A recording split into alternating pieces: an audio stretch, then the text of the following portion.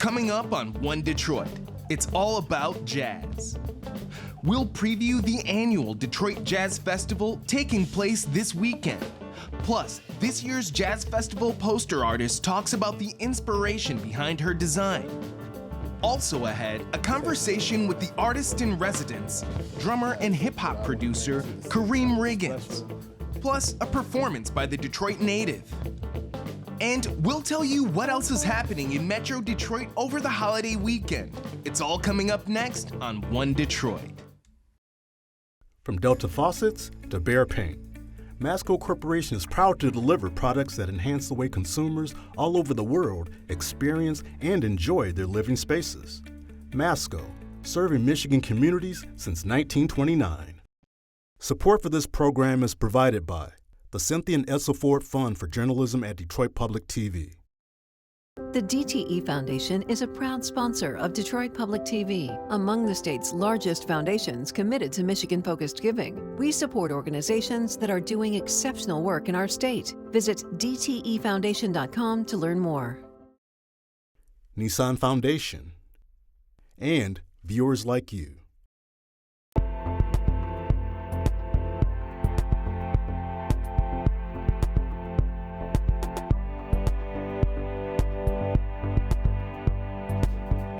Just ahead on this week's One Detroit. Detroit Jazz Festival artist-in-residence, drummer and producer Karriem Riggins sits down for a one-on-one conversation about his career and unique sound. Plus, we'll get you ready for the Jazz Festival with a performance by the Detroit-born Riggins.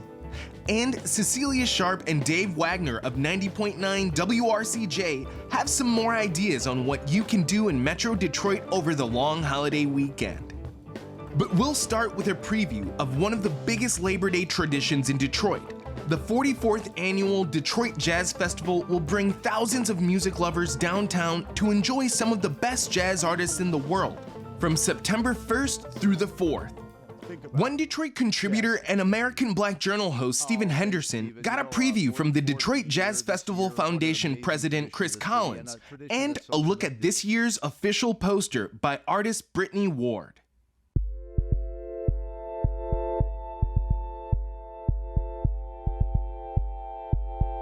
Now that we're back to life as it kind of was before the pandemic, or at least a close simulation of that, the festival is as big as it ever was. It is in person.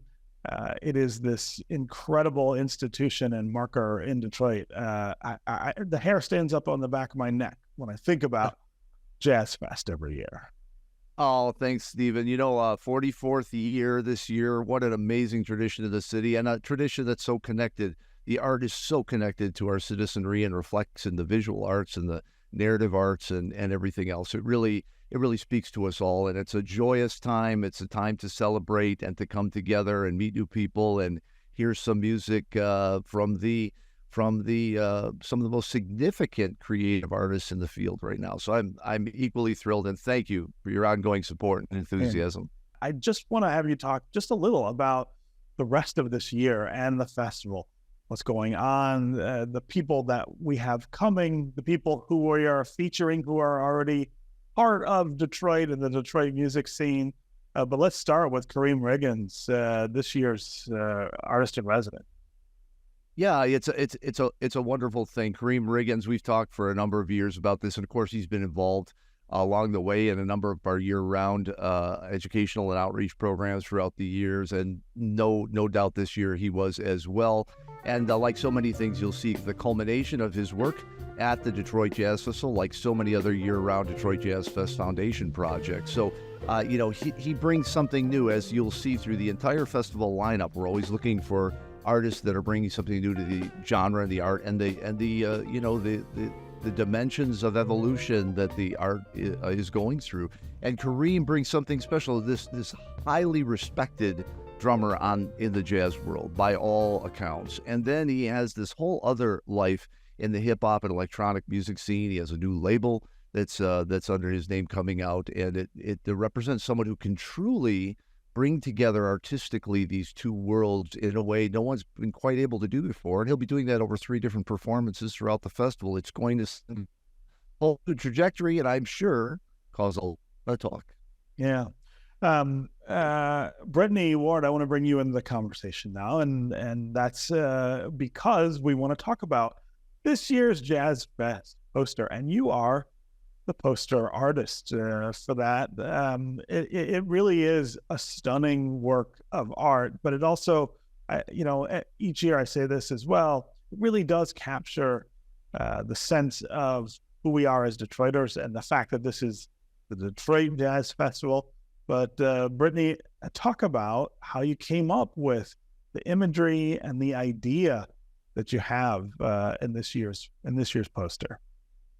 Yeah, thank you for that, and so grateful to be here. I created the poster to give reverence to my granddad and my father, who were the introducers of jazz in my own life. I remember, just traveling in the back seat, then the front seat with my dad, listening to all types of jazz, him making up stories to Pat Metheny's like music, like this little boy traveling, like telling stories to jazz.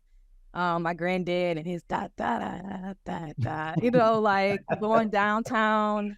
Going down south for family reunions. So anyway, all of that was in my brain plus more as I'm creating this poster because my dad, he recently transitioned, and so did my granddad, and I wanted to give reverence to them. Just to find another way to channel my own grief into a work of art. Yeah. So there are 2 figures in the poster this year. That also makes me feel right at home. I'm like, they look like Detroiters. Who are you drawing on for those figures? Is that also a reflection of the people who introduced you to jazz, your family? Yeah. So I would say on the left, that represents me, woman. And then on the right, there's a male that represents both my dad and my granddad. My granddad always wore those hats, like, the hats. It's not like dad's barbecuing hat. I don't know. As you see, there's no one else in the same, like, physical structure on there because that was just like this bringing together of me and my father, me and my granddad, this intimacy between both of us articulated through the poster. Yeah. It's really interesting to hear you talk about the poster and the inspiration for it. Same story for me. My dad listened to jazz all day, every day, on the radio and on the record player, and there was no other music in his house, and so that's how I came to be the fan that I am of jazz as well. WJZZ, of course, played a huge role in all that. That's maybe a little older than what you would remember, Brittany, but I heard about it on a tour. There you go. Yeah. So, Chris, again, a big hit. Another year with the poster. Talk about how important that poster is to the legacy festival.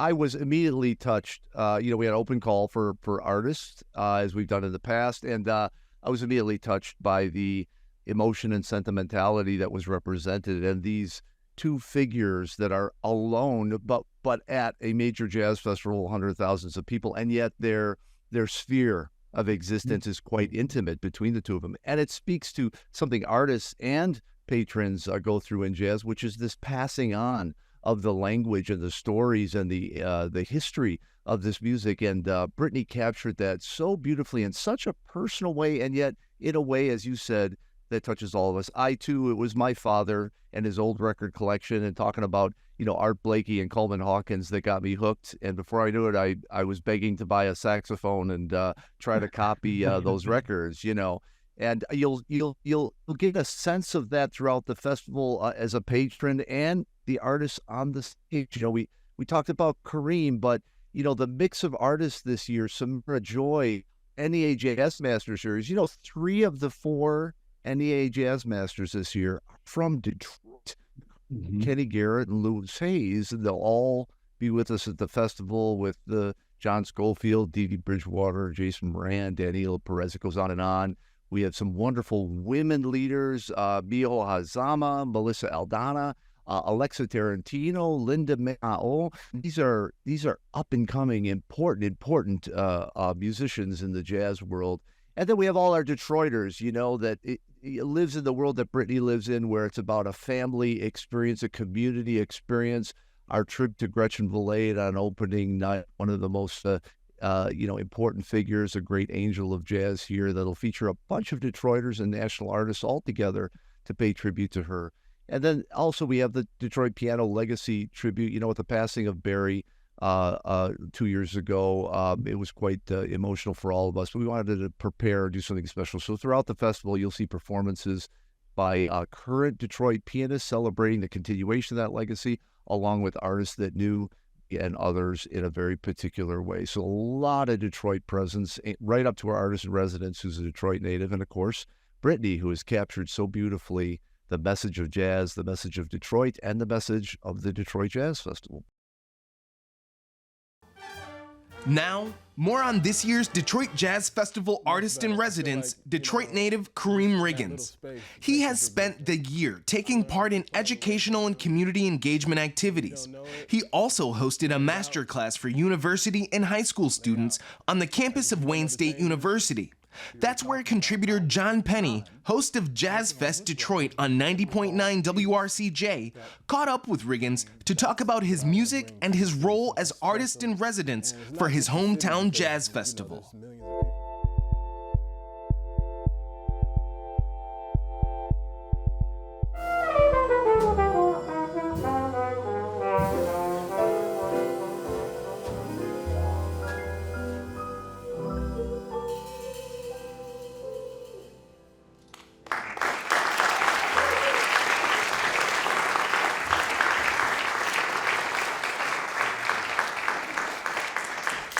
Great job, Melody.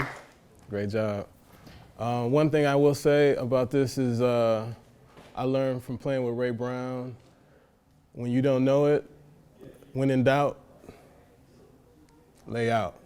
Like if you don't know the changes, just lay out. If you know the roots, you just play the roots until it can gel, you know what I'm saying? Kareem, I'm just so thrilled that you're here. Welcome home. Thank you. And I'm really excited that you're sitting in this chair this year for the Detroit Jazz Festival. What is your earliest recollection of the Jazz Festival? I would frequently come to the festival every year. My dad had some kind of show, so I just remember as early as maybe 7, 8 years old, I got a chance to just run from stage to stage to kind of peek in on what was going on. Jazz, if you're going to talk about a genre, I think is the broadest and most inclusive tent because it's always evolving. And I think a lot of that evolution follows technology. Yeah. I'm curious, how are you going to put all this together? What are your thoughts for the festival this year? Well, one thing I want to speak on is talking about the jazz police. Like, I really can care less about what people think is jazz or not, because it's what comes from here. And sometimes what comes from here, you can't put a label on, it's something from the heart. So that is something that was just instilled in me from the beginning, is having my background and roots in hip hop, and I grew up listening to jazz. So all these different genres, I feel like the more you read, the more articulate you are in expressing yourself. And I feel like listening to music is the same thing. Like the more you listen to different things, you can bridge those gaps and it becomes one thing, But for me, I feel like, integrating all these different instruments, it's my voice, loops, finding different loops. It's a starting point. And sometimes we arrive at a different place from it just being a loop. So that's where everything is kind of in a melting pot together. It's like a gumbo, a soup that you make, and there's so many different elements in there that makes it special. I found it really interesting in one interview you were talking about how with Common, working on his record, it was all beats that, take a lot to put together. But then with August Green, which is you, Common, and Robert Glasper, you were playing all that live. So, there's that kind of interaction back and forth. So who are you going to be bringing to the festival? It's going to be quite a surprise. You aren't going to tell us? I don't really have anything to say now at this point, but I will say that it will be some of the people that I've been collaborating with over the years. I would be surprised if August Green doesn't make it. Let's just put it that way. I want to definitely do something that I haven't done before, and that is takes a little more effort and work. So that's what I want to bring to the city, something special. And it's not just the city, because there's millions of people who get to watch this festival, and I just want to make such a huge statement. Much better. I feel like just that little space makes a big difference. How do you feel? You were working with kids today here. How are they evolving, and how do you think the music is evolving for that generation? Well, I could just hear, it's becoming more of a thing now because people listen to so much different kind of music. Spotify and Tidal and all these digital streaming platforms have so much. You could just jump from here. You can listen to Maurice Ravel, and you can go to Phineas Newborn, and then you can go to a Kate Renata or Madlib or myself, and I feel like you can hear those influences in the youth playing now. You went out with Betty Carter when you were 17. Mm-hmm. What did you learn playing with Betty, and what was it like? Well, what I did with Betty Carter was a jazz ahead, mm-hmm. where she flew out, I think it was like 5 musicians from Detroit, and I think like 7 other cities. She had a lot of musicians come in, and we all wrote music, and we all had to interpret each other's music. And I think that she was looking for us to play and be original and not be cliche. Mm-hmm. So if she heard us or seen anything that was cliche, she would no, do your thing, And I feel like that kind of pushed me to be original and not to follow any kind of cliches, Yeah. No copying. Playing that last tune, when you went into those fills, you should definitely zone in on those fills and play you, be you, throughout all of that. The first tune? Yeah, the first tune, Okay. yeah. Okay. Throughout setting all those fills, specific setting up certain fills, but I know you can do it in your own way where you're speaking with your voice. And that's hard to do. Mm-hmm. I mean, if you're just playing with the notes and the scale, but the way you can express them right. with all the different sounds and combinations of sounds. Mm-hmm. I think now it's a lot easier creatively, to see the sound wave. On the screen, you can find the downbeat because it's a big bubble, and you say, oh, that's something there. Instead of using numbers, I think back when the MPC 3000 was around, using those numbers will kind of take up the space of you and the flow of being creative. Yeah. So I feel like there's more room for creativity now because your workflow is faster. So it's all about getting the idea out and being prolific and move on to the next. And that's why I really want to achieve just being prolific and creating as much as I can while I'm here on this earth. You're my favorite kind of drummer. I mean, it's like the right lick in the right place. I mean, I love Art Blakey, but he's out front. Yeah. You've been described as skeletal, but and I think that's a positive thing. I mean, it's the bone against which all the flesh can be grown. Mm. That's what I strive to achieve through practicing, is trying to find that right thing to play that make people feel. The drummer's supposed to make you dance and feel something, and that is what I want to achieve every time I play. I think I just learned just from being around great musicians is that less is more. The simplicity in it speaks more. You said more by leaving room, leaving space, and just playing the groove. So I've worked so much, I think, by just being simple and playing the groove. And stay tuned for a performance by Kareem Riggins in just a few minutes. Let's turn now to some other events happening over the Labor Day weekend. It's always a busy time in Metro Detroit as we approach the unofficial end of summer. Dave Wagner and Cecilia Sharp of 90.9 WRCJ have a list of events for you and your family to enjoy in today's One Detroit weekend. Hey Dave, it's good to be with you to talk about events that are going on in and around Detroit, as Labor Day unofficially brings the summer to a close. Yes, Cecilia, summer may unofficially be ending, but there's a ton of great things still to come. So let's begin with the Michigan State Fair at the Suburban Collection Showplace in Novi, which goes through Sunday. Folks will be entertained with all sorts of things, from carnival rides to live music, great food, and so much more. Well, the Shrine Circus will also be performing daily through the 4th. And one of my favorite things to do annually, and I think, Dave, it's one of your favorite things as well, the Detroit Jazz Festival comes to Campus Martius and Hart Plaza tomorrow through Labor Day. You are absolutely right. I love heading to downtown to take in really the incredible musicians who come to our city during the weekend. Now, another festival going on at the same time with fantastic live music is Arts, Beats, and Eats in Royal Oak. Perhaps our viewers can, bop around to the different festivals and, make it a music weekend. Dave, I think you might be on to something. Now, if you're looking for some visual art, you can go to the Museum of Contemporary Art Detroit for an exhibition by artist Sidney G. James titled Girl Raised in Detroit. Sidney is one of those iconic Detroit artists whose work can be seen in many places, including the murals down in the Eastern Market. Oh, yes, I've seen Sidney's work in the Eastern Market, and it's beautiful, and it also makes a great statement. Then if you're one of our viewers who heads up north for the Labor Day weekend, and maybe you want to get in some exercise while gazing out on the Straits of Mackinac, well, the Mackinac Bridge will be closed to car traffic for its annual Labor Day walk. People can start walking from either end of the bridge between 7 and 11:30 a.m. So many ways to enjoy the end of summer, and of course, there's so much happening in and around Detroit. So here are a few more events for you to explore. Have a great weekend.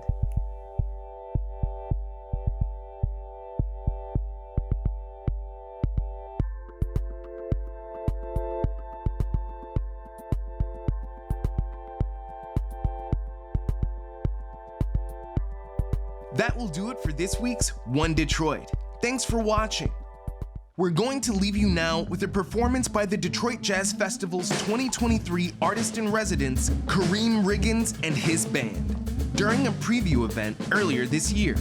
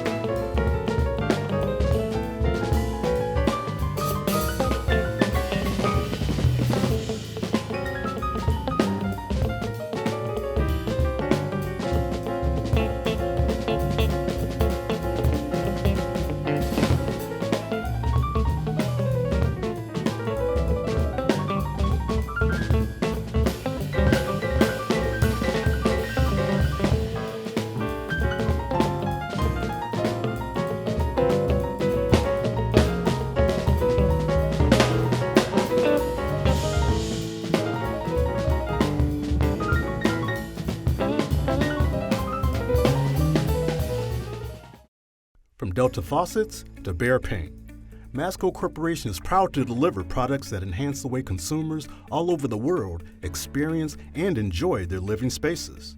Masco, serving Michigan communities since 1929. Support for this program is provided by the Cynthia and Edsel Ford Fund for Journalism at Detroit Public TV. The DTE Foundation is a proud sponsor of Detroit Public TV, among the state's largest foundations committed to Michigan-focused giving. We support organizations that are doing exceptional work in our state. Visit dtefoundation.com to learn more. Nissan Foundation, and viewers like you.